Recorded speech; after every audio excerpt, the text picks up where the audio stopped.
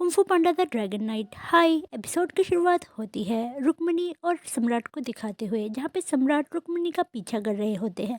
पर तभी हमें कार्लोस और वरुका को भी दिखाया जाता है, जो कि रुक्मिणी के पीछे थे उस जादुई चाबुक के लिए। सीन शिफ्ट होता है लूथर की तरफ, जहाँ पे वो पो से माफी मांगने आती है। पर तभी पो का डैड उससे बोलता है कि तुम यहाँ से चली जाओ, एक नंबर की झूठी हो। और फिर बोलता है कि मैं अपने पो का ख्याल खुद रख सकता हूँ। तो लूथर काफ़ी शर्मिंदा होकर उनसे माफ़ी मांगती है और बताती है कि उसके भाई की मौत उसकी वजह से हुई थी। अगर बचपन में वो अपने भाई का कहना मानकर घर में रुक जाती तो शायद आज मेरा भाई जिंदा होता, क्योंकि उस टाइम मेरा भाई कार्लोस और वरुका से लड़ने के लिए जा रहा था। पर मैंने अपने बड़े भाई की बात नहीं मानी और उसका पीछा करा। और जब जंगल में मेरा भाई और कार्लोस और वरुका सभी लड़ रहे थे तो मैं डर गई, क्योंकि मैं काफ़ी छोटी थी। जिसके बाद कार्लोस और वरुका मेरे भाई की तरफ बढ़ रहे थे, तो मैं उसे बचाने के लिए आगे आ गई।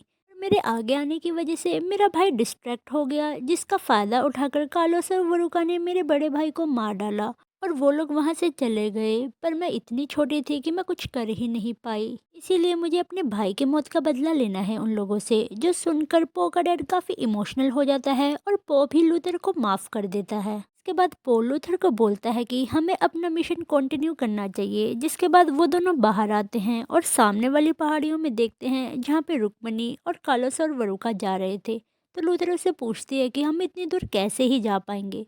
तो पो बोलता है मेरे पास एक आइडिया है। और फिर वो लोग जाते हैं जेल में, जहाँ पे जेन होती है। तो लूथर जेन को देखकर बोलती है कि यही तुम्हारा आइडिया है। तो पो हाँ में जवाब देता है। जिसके बाद लूथर जेन को उठाकर वहाँ से ले जाती है और जैसे ही पो जाने वाला होता है तभी वो रेप्टाइल पो को पकड़ लेता है और उससे बोलता है कि तुम जहाँ जाओगे अब मुझे भी तुम्हें लेके जाना पड़ेगा। जिसके बाद वो लोग अपनी कार्ट में बहुत सारे फायर क्रैकर लगा लेते हैं और बहुत ही स्पीड के साथ उन लोगों के पास पहुंच जाते हैं। और वरुका उन लोगों को देखकर काफ़ी ज़्यादा हैरान हो जाती है। तो वरुका उन लोगों को रोकने के लिए वहाँ पे एक ब्लास्ट कर देती है, जिससे पो के कार्ट का डिसबैलेंस हो जाता है और उनके क्रैकर्स भी ख़त्म हो जाते हैं।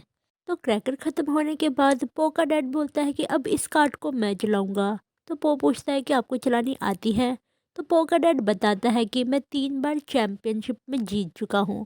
जिसके बाद वो सभी फिर से कार्ट में चलते हैं और उन लोगों का पीछा करने लगते हैं, जहाँ पर पो का डैड 360 राउंड लेकर कार्लोस और वरुका से आगे पहुँच जाता है। और फिर वो लोग रुक्मिणी से जादुई चाबुक मांगते हैं, पर रुक्मिणी देने से साफ साफ इनकार कर देती है। तो वो दोनों सम्राट और उस रेप्टाइल को आपस में ही जोर जोर से मारने लगते हैं, जैसे कि वो कोई तलवार हो।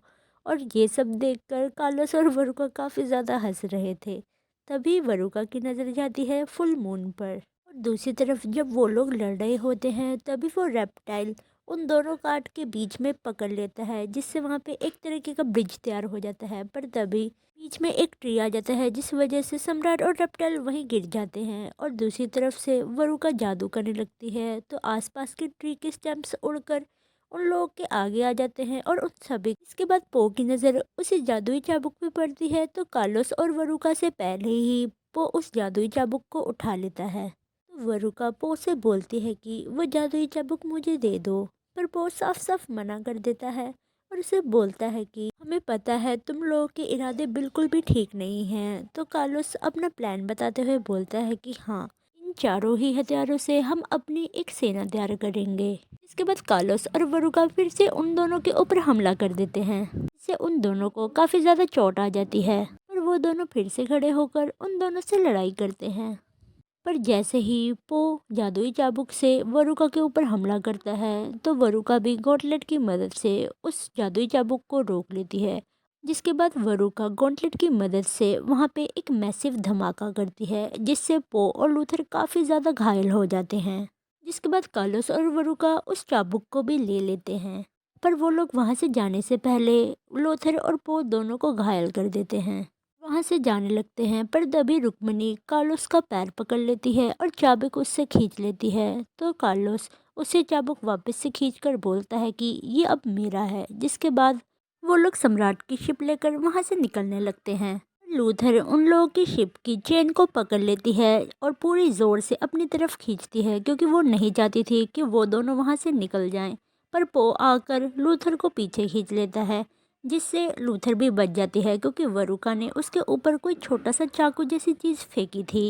इसके बाद वो दोनों भाई बहन उन सभी को चिढ़ाते हुए वहां से निकल जाते हैं और लूथर काफी ज्यादा निराश हो जाती है। इसके बाद वो उठकर सबसे पहले तो पो को हक करती है और उसको थैंक यू बोलती है उसका सच्चा दोस्त बनने के लिए, जो सुनकर पो काफी ज्यादा खुश हो जाता है और साथ में थोड़ा सा इमोशनल भी। इसके बाद लूथर बोलती है कि मैं उन लोगों का पीछा बिल्कुल नहीं छोड़ूंगी, पर पो से बोलता है कि उनके पास दो दो हथियार है और हमारे पास एक भी नहीं। तभी वहाँ पे रुक्मणी आती है और बोलती है कि नहीं, वो हथियार मेरे पास ही है।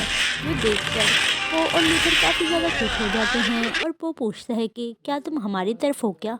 तो रुक्मणी बोलती है कि मैं किसी की तरफ नहीं हूँ, पर हाँ, हम दोनों की मंजिल एक ही तरफ है। इसके बाद वहाँ पे पो का डैड आता है और उसे बोलता है कि तुम अब मेरे साथ चलोगे, पर पो अपने डैड को मना करते हुए बोलता है कि हमें उन दोनों को रोकना ही होगा, नहीं तो वो लोग दुनिया में तबाही मचा देंगे। जो सुनकर पो का डैड थोड़ा निराश तो होता है, पर उसे बोलता है कि तो फिर मैं भी तुम्हारे साथ ही चलूंगा। जिसके बाद पो अपने डैड को हक कर लेता है और फिर वो चारों लोग समुद्र की ओर देखते हैं। और इसी के साथ ये पूरा सीजन और episode. Thank you for watching. Bye bye.